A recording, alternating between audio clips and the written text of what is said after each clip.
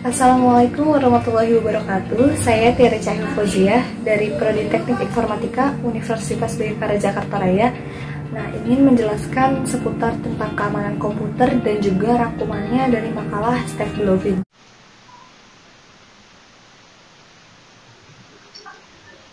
Pertama ada prinsip dasar keamanan jaringan. Prinsip dasar keamanan jaringan itu ada 3, yaitu CIA, disebut CIA biasanya. Yaitu pertama confidentiality, yaitu mencegah penggunaan yang tidak sah atau pengungkapan informasi. Kemudian ada integrity, yang artinya menjaga keakuratan dan kelengkapan informasi.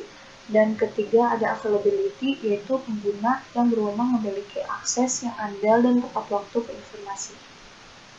Kedua yaitu model referensi OSI dan model TCP atau IP. Yang pertama ada aplikasi presentasi, sesi, transportasi, jaringan, tautan data, dan juga fisik. Nah, yang kedua dari model TCP itu ada aplikasi, transportasi, internet, dan akses jaringan. Serangan TCP mengeksploitasi jabat tangan TCP 3 arah. 2. Penyerang pengirim serangkaian paket SYN tanpa membalas dengan paket TCK. Ini akan dijelaskan pada makalah dari Steve Blovin. Kemudian yang 3, ukuran antrian terbatas untuk koneksi yang tidak lengkap. Jenis-jenis serangan umum yang pertama ada ping sweeps dan port scan, yaitu pengintaian. Kedua, mengendus atau tangkap paket saat mereka berpergian melalui jaringan. Ketiga ada serangkaian man in the middle.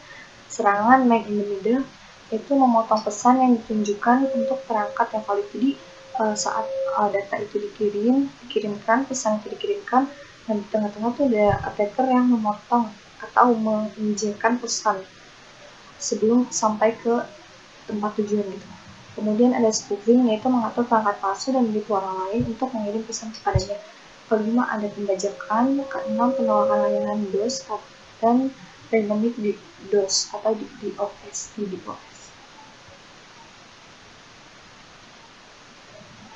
Nah, jaringan terpercaya itu ada di sini ada teknologi berorientasi defensif standar. Ada firewall. Firewall itu apa sih? Firewall itu ada garis pertahanan pertama. Jadi pertahanan pertama yang bisa dilakukan itu dengan menggunakan firewall. Kemudian ada defensi enclosed. Di sini ada bangun percaya di atas infrastruktur TCP or IP. Itu autentikasi kuat. Autentikasi kuat itu jadi kayak kita mengirimkan kode dari Gmail, mengirimkan kode autentikasi untuk pengguna yang hanya diizinkan itu saja gitu. Autentikasi 2 faktor, autentifikasi 2 faktor sama dengan Gmail, cuma dia ada 2 step kalau salah deh. Terus infrastruktur kunci publik atau PKI.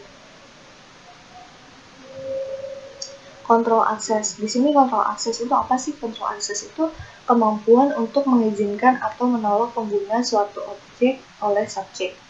Nah, ini ada 3 layanan penting dari kontrol akses. Biasanya disebut DA, yaitu autentikasi, sama tadi seperti tadi, yaitu dari Google mengirimkan, contohnya dari Google mengirimkan kode autentikasi untuk pengguna yang hanya diberi izin. Terus otorisasi itu apa yang dapat dilakukan pengguna yang berwenang. Jadi pengguna yang berwenang apa yang bisa dilakukan oleh pengguna yang bisa diizinkan. Terus akuntabilitas mengidentifikasi apa yang dilakukan pengguna. Kemudian ada kriptografi. Kriptografi itu telah berkembang jadi ilmu yang kompleks di bidang informatika ya. Nah, di kriptografi itu ada yang dikenal dengan enkripsi. Enkripsi itu ada proses pengubahan teks menjadi ciptateks menggunakan kunci kriptografi. Nah, kriptografi ini dibagi menjadi 2, yaitu kriptografi kunci simetris dan kriptografi kunci asimetrik. Pengertian dari kunci simetris itu gunakan satu kunci untuk mengenkripsi dan mendeskripsi informasi, juga dikenal sebagai kunci pribadi. Jadi kunci simetris itu adalah kunci pribadi. Nah, contohnya itu ada DES, 3DES, AES, IDEA, dan RC5. Kemudian kriptografi kunci asimetrik, yaitu kunci spread untuk enskripsi dan deskripsi pasangan kunci publik dan pribadi. Jadi kriptografi kunci asimetrik itu untuk kunci pasangan publik dan pribadi. Contohnya itu ada RSA, terus ada Davy Hellman dan Algama.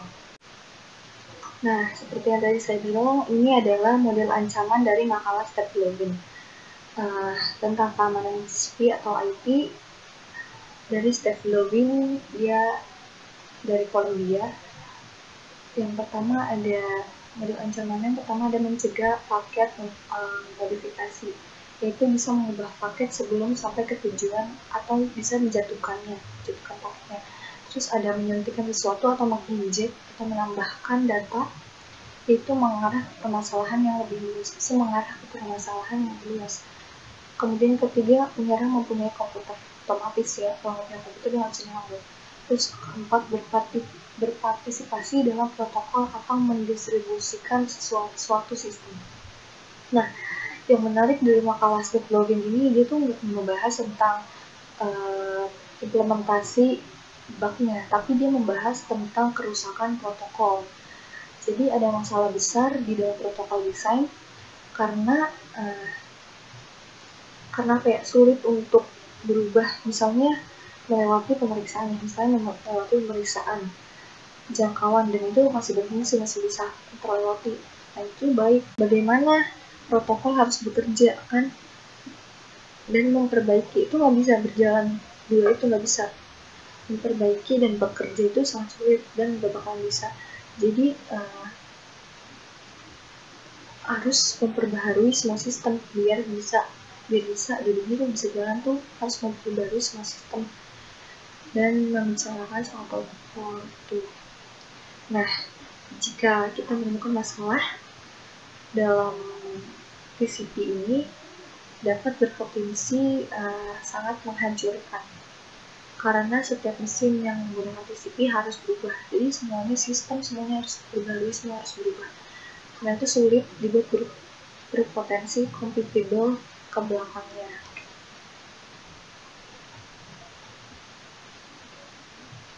Kemudian paket TCP ini terdapat 3 paket yang harus dikirim agar TCP untuk didirikan menjadi klien. Kami menghasilkan paket untuk terhubung ke server. Terdapat 3 paket yang dikirim agar TCP bisa didirikan gitu. Jadi kami menghasilkan paket untuk terhubung ke server. Contohnya gini. Ini kan contoh dari alamat IP. Jadi customer, ini C itu customer klien, C itu klien mengirim ke sistem, yaitu nanti akan menjadi kode, yaitu kodenya itu SNC, C klien. Kemudian diterima oleh server mengirimkan kembali ke klien dengan mensinkronisasi kode dan menambahkan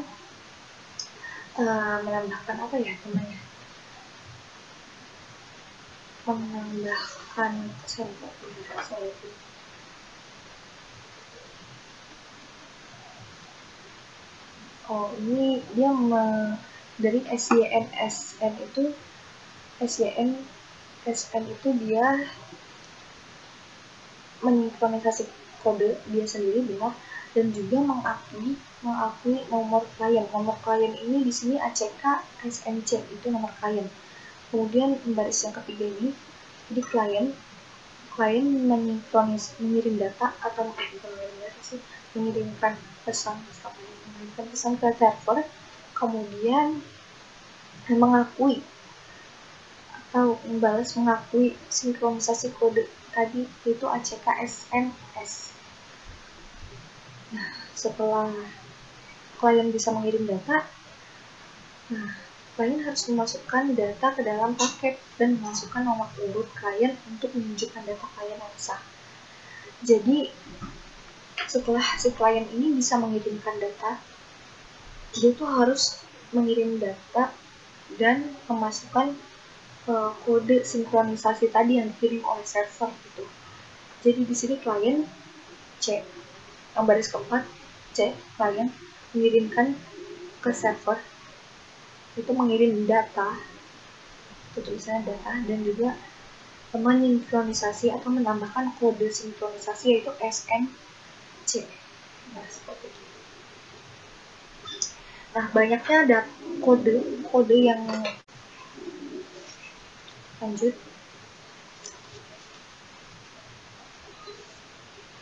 Nah, sekarang dari penyerang dan melihat paket klien. Nah, jadi ini contoh klien, tapi dia pura-pura menjadi attacker. Attacker itu penyerang. Nah, attacker di sini attacker karena di sini A karena attacker yaitu penyerang. Dia mengetahui atau bukan mengetahui, mengirim ke server.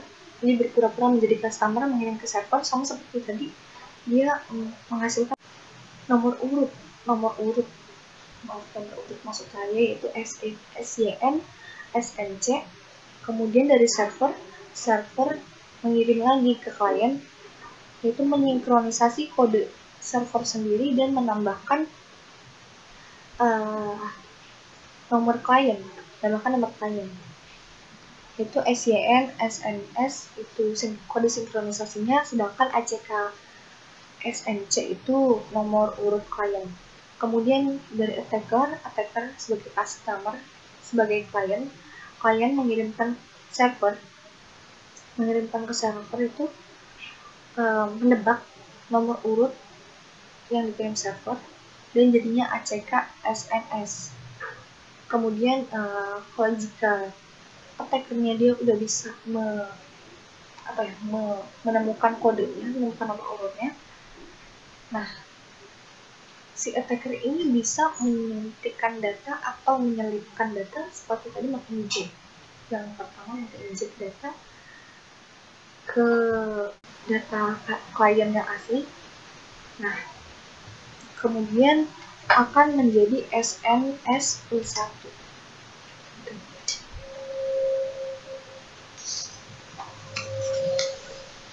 Kemudian, kenapa itu hal yang buruk jika orang-orang dapat code TCP dari alamat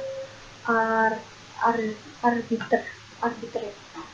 Di sini ada segala jenis orientasi berbasis IP mengirim autentikasi. Itu contoh masalahnya. Jadi segala jenis orientasi berbasis IP. Tadi orientasi berbasis IP itu jadi menggunakan kode autentikasi. Nah, contoh masalahnya ada di rlogin athena.dialog.meet.edu. Nah, karena sekarang sih rlogin udah hilang dan digantikan oleh SSH. Kemudian ada SMTP. SMTP itu untuk menanggulangi spam. SMTP hanya menerima pesan masuk dari alamat IP dari sumber tertentu. Jadi dia menerima alamat IP-nya dari sumber tertentu karena dia mengirim email. Dia mengirim email dan hanya menerima pesan dari alamat email tertentu. Jadi kayak disaring gitulah, hanya alamat email yang diizinkan yang bisa mengirim pesan ke dia gitu. Kemudian ada serangan reset. Nah, jika Anda tahu nomor urut seseorang, Anda bisa mengirim paket reset untuk koneksi yang ada. Jadi kita tuh bisa ngereset kalau misalnya kita tahu kode yang tadi tuh, kode nomor urutnya. Nah, kita tuh bisa ngereset tuh, sebagai attacker juga bisa ngereset asal kita tahu kodenya. Kalau kayak tadi tuh misalnya bisa mengetahui nomor urut atau nomor urut klien, maka kita bisa mereset ulang tuh. Kemudian implementasi TCP SYN. Pertama, ini menghasilkan ISN actual untuk koneksi tertentu harus menambahkan 32 bit acak. 32 bit acak itu yang tadi nomor urut. Kemudian ada initial secret number. Nah, initial secret number atau ISN old style ISN old style ditambah fungsi, maka akan menghasilkan fungsi dari sumbernya, yaitu nomor port, sumber IP, terus IP tujuan, alamat port tujuan, dan juga kunci rahasia. Nah, itu tadi video yang dapat saya sampaikan. Kurang lebihnya mohon maaf, mungkin banyak banget kesalahan yang saya perbuat di video tadi. Semoga bermanfaat untuk kalian semua. Wassalamualaikum warahmatullahi wabarakatuh.